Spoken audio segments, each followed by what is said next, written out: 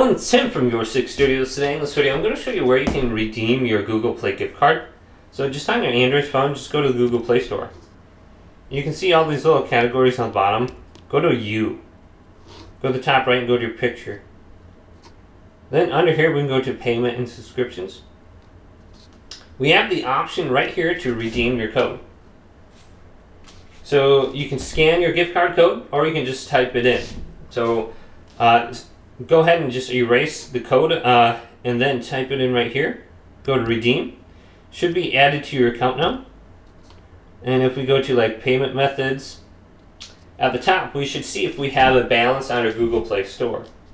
So I have $25. So I've tried using this before. I was in a different country and it wouldn't allow me. So I think you have to redeem it and use it in the same country where you live. And then we should be good to go.